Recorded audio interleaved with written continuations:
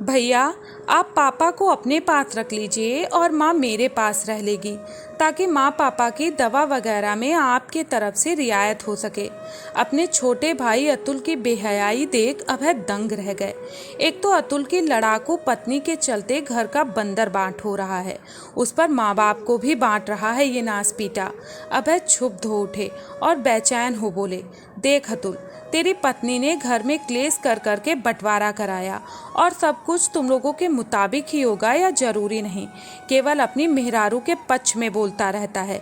वही सिखाई है कि माँ बाप को भी बांटा जाए, है ना? लेकिन मेरा मन यह मानने को तैयार नहीं है कि अपने ही पालनहार को अलग अलग कर दिया जाए। इसलिए दोनों मेरे साथ ही रहेंगे। तू जा अपने हिस्से में, अभी तेरी भाभी है ना, दोनों को संभाल लेगी। क्या कहती हो काजल? अभय ने प्रश्न चिन्ह नजर से पत्नी से पूछा, मानो उन्हें अपनी पत्नी पर अटूट विश्वास हो। काजल ने भी सिर हिला हामी भर दी। ऊपर के हिस्से में अभय रहने लगे और नीचे के हिस्से में अतुल। अपने घर परिवार को संभालते हुए अभय ने माँ बाप का भी ध्यान रखा, लेकिन अतुल को इस बात की खुन्नस थी कि बड़े भाई महान बनने की कोशिश कर रहे हैं और मुझे बुरा साबित कर रहे हैं।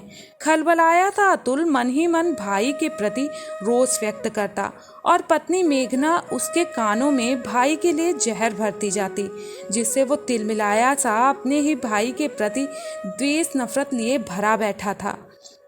एक दिन सुबह सुबह अतुल ऊपर भैया के कमरे में आया और बोला, भैया मेरी फ्रिज खराब हो गई है, इसलिए आप पापा की पुरानी वाली फ्रिज दीजिए ना, मेरी जब बन जाएगी तब उसे लौटा देंगे।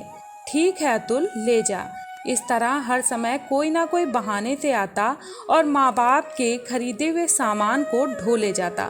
कहता कि कभी टीवी खराब है, कभी पूजा के लिए पीतल का बर्तन चाहिए, कभी कुछ तो कभी कुछ। इस तरह जो सामान उसके हक में आ रहा था, तकरीबन सारा सामान अपने घर ले आया।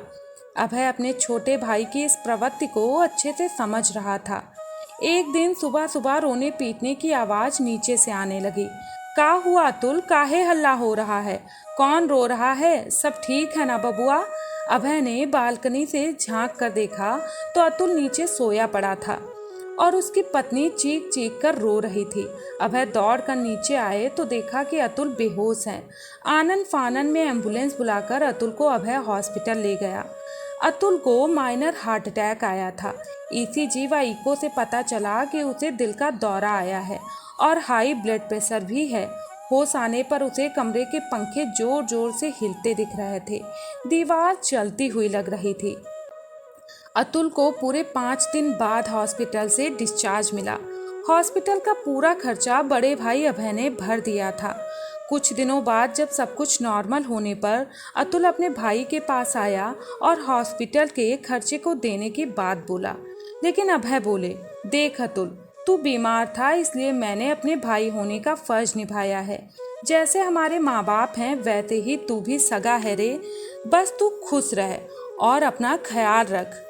अभय का लाड़ प्यार देखकर अतुल का मन स्नेह से भर उठा और व्यथित भी हो उठा कि एक वो नकारा दुर्जन भाई है जो बड़े भाई को हमेशा आहत करता रहा।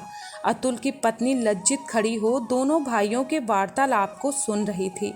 अतुल जोर से चीखते हुए पत्नी से बोला, सुन रही, तू बड़का भैया भाभी से माफ़ी मांग और अब से हम लोग एक साथ मिलकर रहेंगे।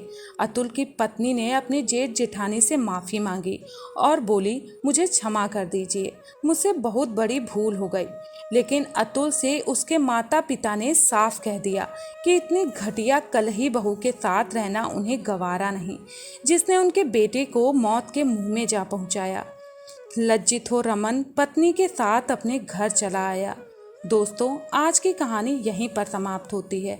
अगर आप लोगों को कहानी पसंद आई हो तो वीडियो को लाइक और चैनल को सब्सक्राइब जरूर करिएगा। आप लोगों का दिल से धन्यवाद।